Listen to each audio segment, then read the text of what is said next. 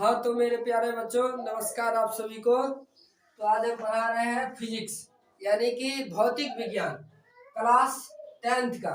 अब part number 1 है। Part number 1 क्या नाम है उसका? तो प्रकाश का परावर्तन नाम है। पहला पार्ट का क्या नाम है? प्रकाश का परावर्तन नाम है। तो फिजिक्स यानी कि फिजिक्स का हिंदी क्या होता है? भौतिक विज्ञान।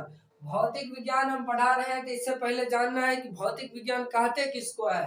ठीक है, तो यहाँ पर हम लिखे हैं भौतिकी। भौतिकी का इंग्लिश होता है फिजिक्स, यानी फिजिक्स को भौतिकी बोलिए या भौतिक विज्ञान बोलिए, एक ही बात होता है। ठीक है, तो भौतिकी किसे कहते हैं? तो इसका परिभाषा होगा विज्ञान की वह शाखा जिसके अंतर्गत प्राकृतिक यानी कि जिन चीजों को इंसान ने नहीं बनाया उसको कहा जाता है प्राकृतिक, यानी जो पहले से ही बना हुआ है, यानी जिसे भगवान ने बनाया उसको कहा जाता है प्राकृतिक।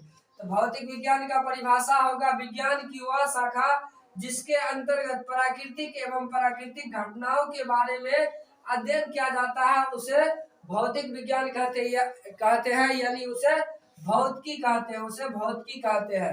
भौतिकी यानी कि जैसे हो जाएगा कि हम बादलों के बारे में पढ़ते हैं, प्रकाश के बारे में पढ़ते हैं, इंद्रधनुष के बारे में पढ़ते हैं, ये सब क्या है? ये सब भौतिक विज्ञान में पढ़ा जाता है। ये सब प्राकृतिक का बनाया हुआ है, यानी इन सभी चीजों को ईश्वर ने नहीं बनाया, बल्कि ये इन सभी चीजों को इंसान ने नहीं बनाया, ईश्वर ने बनाया, यानी प्राकृतिक ने बनाया। उससे आगे इस पाठ का नाम है प्रकाश का परावर्तन। तो इससे आगे हम प्रकाश के बारे में पढ़ेंगे। इस पाठ में किस चीज के बारे में पढ़ेंगे? तो प्रकाश के बारे में पढ़ेंगे। तो प्रकाश किसे कहते हैं, आइए उसका परिभाषा जानते हैं। यहाँ पर हम प्रश्न लिखे हैं प्रकाश का इंग्लिश होता है लाइट, यानी लाइट किसे कहते हैं, प्रकाश किसे कहते हैं? तो इसका परिभाषा होगा प्रकाश वह बाह्य भौतिक कारक है जिसकी उपस्थिति में हमें किसी वस्तु को देखने की अनुभूति होती है, उसे प्रकाश कहते हैं। फिर से सुनिए, प्रकाश वह बाह्य भौतिक कारक है जिसकी उपस्थिति में हमें किसी वस्तु को देखने की अनुभूति होती है, उसे प्रकाश कहते हैं। यानी कि अगर प्रकाश नहीं होगा तो हम किसी भी चीज को, किसी भी वस्तु को नहीं देख सकते हैं। जैसा कि होता है रात में अंधेरा रहता है, उस समय प्रकाश नहीं रहता है, जिसके कारण हम किसी भी वस्तु को नहीं देख पाते हैं। ठीक है, तो प्रकाश का परिभाषा ये हो गया। अब देखिए उससे आगे प्रकाश की विशेषता के बारे में कुछ जान लेते हैं। प्रकाश का विशेषता भी होता है। तो प्रकाश का विशेषता क्या होता है? यहाँ पे स्टार में एक पॉइंट बना के लिखे हैं, प्रकाश की निम्नलिखित विशेषताएं होती है। इसका विशेषताएं क्या क्या होती है देख लेते हैं आगे। फर्स्ट नंबर लिखे हैं, प्रकाश हमेशा सीधी रेखा में गमन करती है। प्रकाश यानी सूर्य का प्रकाश हो या बल्ब का प्रकाश हो या किसी भी चीज का प्रकाश हो, वो हमेशा सीधी रेखा में चलता है। जैसे कि एग्जांपल के लिए आप अगर टॉर्च मार के देखिएगा तो टॉर्च जिधर की ओर बारिएगा या जलाइएगा उधर की ओर प्रकाश सीधी रेखा में जाता है। हमेशा प्रकाश सीधी रेखा में चलती है। प्रकाश का विशेषता में प्रथम विशेषता होगा प्रकाश हमेशा सीधी रेखा में गमन करती है। प्रकाश का दूसरा विशेषता है प्रकाश की चलने की पथ को किरण कहते हैं, यानी कि प्रकाश जिस रास्ता से चलता है ना, उस रास्ता को किरण कहा जाता है। क्या कहा जाता है? किरण कहा जाता है। तो दूसरा विशेषता है प्रकाश की चलने की पथ को किरण कहते हैं। उसके बाद तीसरा विशेषता है प्रकाश एक विद्युत चुंबकीय तरंग है जिसकी प्राकृतिक अनुप्रस्थ होती है। प्रकाश यानी एक विद्युत चुंबकीय अर्थात या करंट के समान है। अगर तीव्र गति से प्रकाश जब आता है, बहुत तेज रहता है, उस समय किसी आदमी को लू लग जाता है और भी कुछ से कुछ हो जाता है, गैस लग जाता है, ये सब। तो प्रकाश एक तरह से बिजली के ही समान है। ठीक है, तीसरा पॉइंट होगा प्रकाश एक विद्युत चुंबकीय तरंग है जिसकी प्राकृतिक अनुप्रस्थ होती है। ये तीसरा पॉइंट इसका विशेषता हो गया। उससे आगे चौथा पॉइंट है प्रकाश की चाल भिन्न भिन्न माध्यमों में भिन्न भिन्न होती है। क्या प्रकाश का भी चाल होता है? हाँ होता है। प्रकाश का चाल भिन्न भिन्न माध्यमों, भिन्न भिन्न का मतलब क्या होता है? भिन्न भिन्न का मतलब होता है कि अलग अलग, माध्यम मतलब रास्ता, यानी प्रकाश जब अलग अलग रास्ता पर चलता है तो अलग अलग चाल होता है, स्पीड होता है अलग अलग।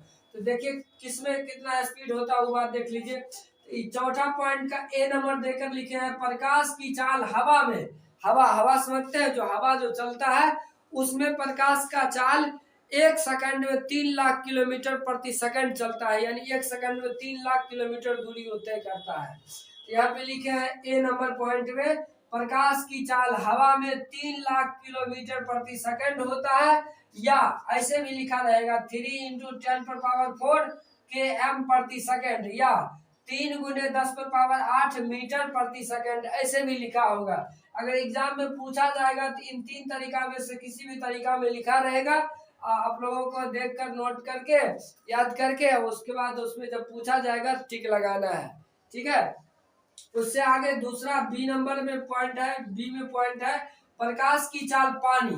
प्रकाश की चाल पानी में भी प्रकाश चलता है, कहाँ चलता है तो पानी में प्रकाश की चाल कितनी होती है, तो पानी में प्रकाश की चाल होती है 2,25,000 किलोमीटर प्रति सेकंड।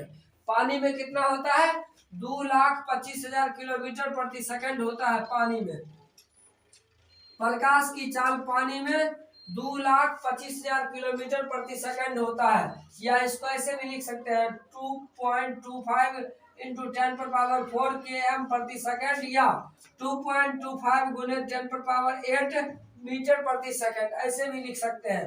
इन 3 तरीका में से किसी भी प्रकार से आप एग्जाम में पूछने पर लिख सकते हैं, ठीक है, आंसर दे सकते हैं।